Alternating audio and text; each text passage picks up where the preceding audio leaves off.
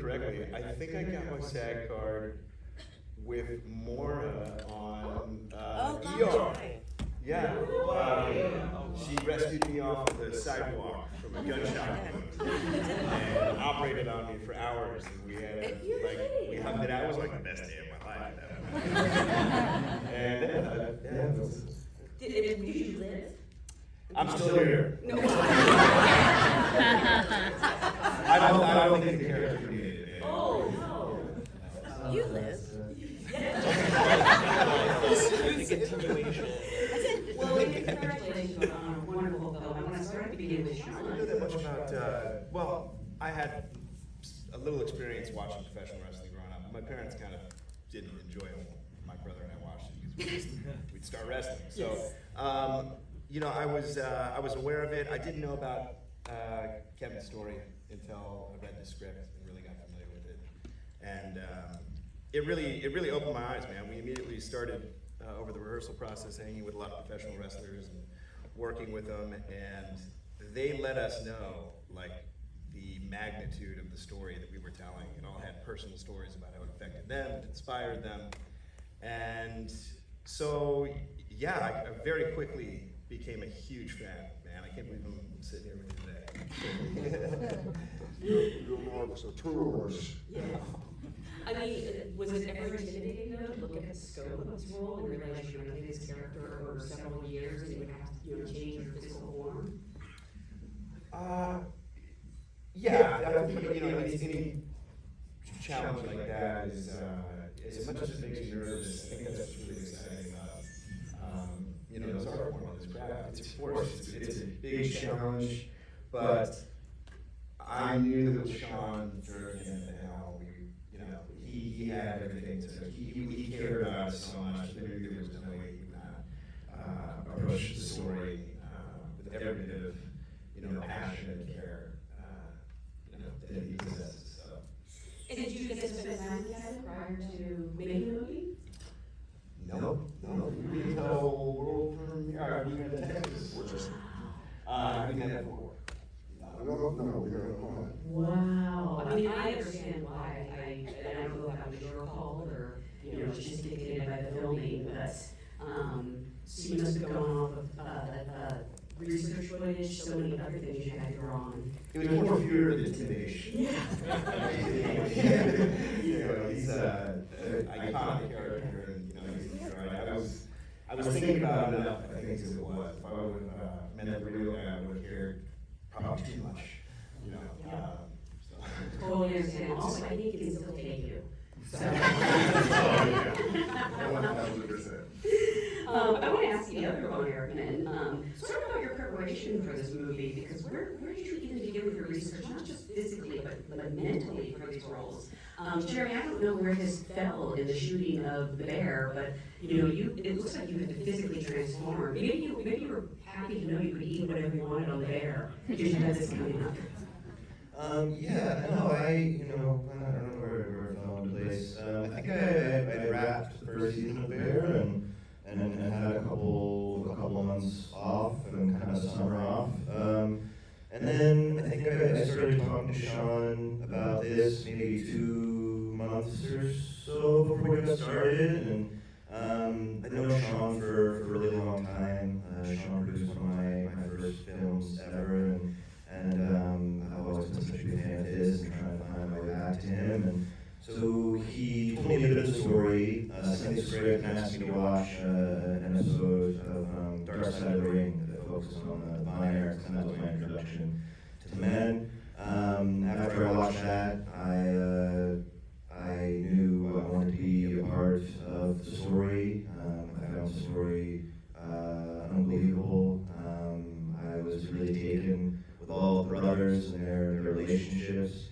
And that's when I started eating and lifting heavy when I decided to do that. And I just kept doing that for months leading up. But yeah, we were lucky. There's a lot of footage of these men online. There were a lot of podcasts and interviews you can watch. People who knew these men, spent time with them. And yeah, I think it was trying to understand the environment, understand the time, the place, the sport of professional wrestling, which I didn't know very much about. And then, yeah, getting into the details of what I thought about the relationship between these men, the brothers, their father, mother, and family, yeah. I mean, speaking of brothers, Stanley, I was curious, did the three of you, convene prior to shooting and share like workout tips or, or talk about these relationships? Yeah, no, they were helping me a lot. Working out. No, we met at the wrestling prep like a week or so before maybe a couple weeks before we started the initial shooting the film. And Jeremy and Harris lived a couple blocks away from me in Baton Rouge, Louisiana, and we got to explore that town a little bit. He's one of those stories. Yeah. I was in a small little hotel, and I'm not complaining, but they were in like a nice spot. I go over to Harris' crib and cook meals and shit. But yeah, it was fun. They were super inviting and very welcoming, and yes, they did help. Zac especially gave me some workout tips. I don't know if that show, but yeah. Between takes, we were pumping her. I love that. I want to ask Holt and more about the different ways we see Doris and Fritz, deal with their tragedies. Can you talk about what it was like to embody these parents with love for their family, but they're also grappling with such a loss? Was it a hard place for you to be emotionally? Me? Yes, but I mean, can I just add one thing about their working out and eating? They ate all day, every day, whatever they wanted to eat. And I'd be sitting there with my water and my orange. So that was emotionally challenging.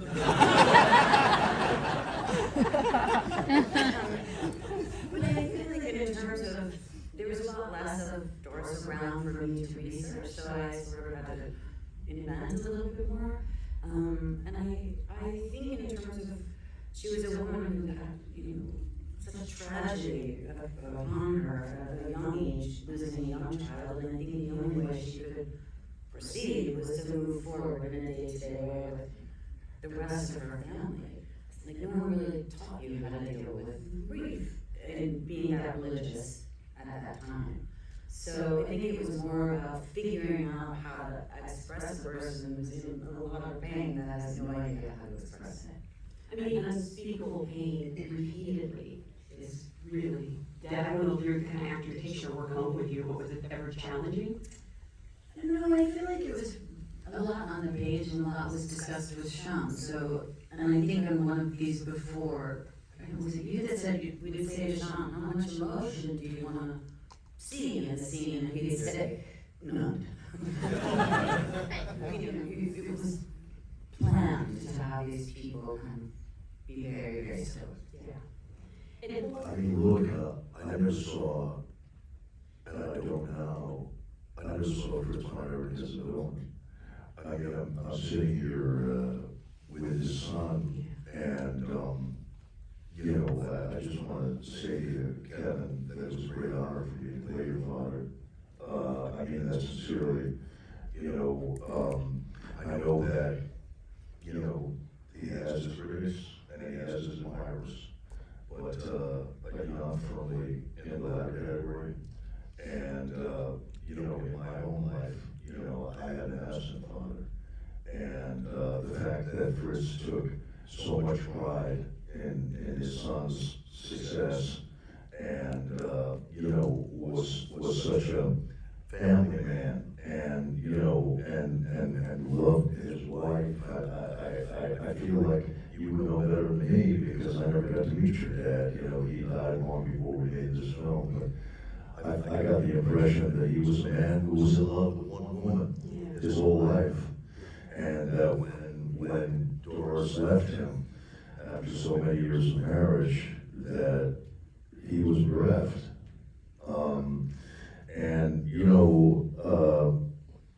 And I've said this before, I feel like the most dangerous emotion that can exist between a father and son is jealousy. If a father is jealous of his son's youth or jealous of his son's opportunities, I never saw that in your dad. What I saw in your dad was a guy who wanted his sons to be as successful as they could possibly be. And I think he took tremendous pride in the phenomenal success that you guys enjoyed. It may not have been long-lived, but there was that one moment in time when you guys were on the top of the world, and I just think that was a tremendous source of pride and satisfaction for your dad. Well, thank you.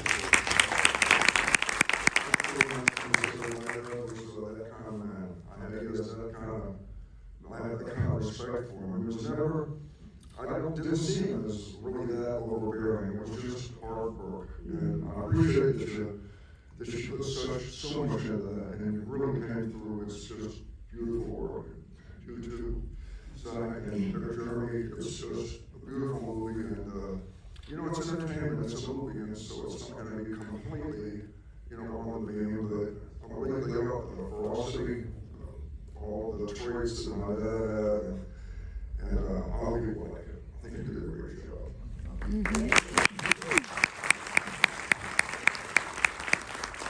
I want to ask Sean what it was like for Kevin to see the movie the first time, but also Kevin, what was it like for you to see, this movie and your family portrayed on screen? Well, the first one was pretty scared,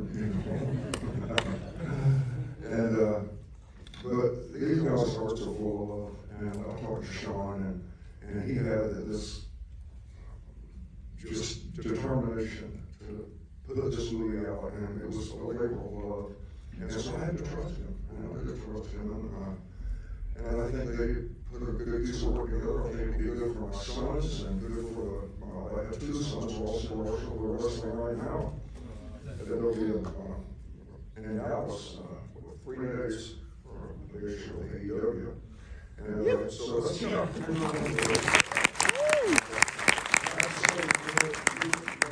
story. I did have about 10 years, I was in order for 2 years, and it was tough. And I did what I could to survive. When I moved out to Hawaii, and I lived there for 18 years on the mountain. Wow. And we don't come home. I don't come out off the mountain except we go to the doctor once a month. And I take my wife. And so, coming back to America, let me tell you, a lot's changed in 18 years. But it's good to be back. And, we're going back and forth still, but life is good. Life is hard though. And sometimes you have to step up, and when you feel like you can't make it, you've lost too much, well, maybe this movie can inspire some people that are feeling down, like they can't make it. You got to make it. You can. When children are involved, your babies, your wife, yes, you can do it. Fight hard, it's worth it. You can never capture an entire life or entire family like a movie. That's never the goal. And the goal is to try and capture something truthful and find the core. And as I was reading through this epic story, of what to include and what not to include, the guiding light was always Kevin speaking about surviving. And that is the core, and in the end, it just had to be about that. And you can see why, talking about it. Absolutely. After, you'd seen the movie, and we had a really nice heart-to-heart. It was, you see the kind of guy he is, and, it was a very heartfelt, meaningful conversation, especially from my perspective, and I don't want to go into the details too much of it, but I don't know, man, I love the full heart and so much love. It's just inspired, man. It's so cool to play a character like you. It's so fun to be able to be a small part of your story, and You know, I think it's inspiring and motivating to a lot of people. You remind me just to never quit and keep going. And, you know, that's everything, man. That's everything for young nowadays. So thank you so much. I appreciate it, bro. Thanks.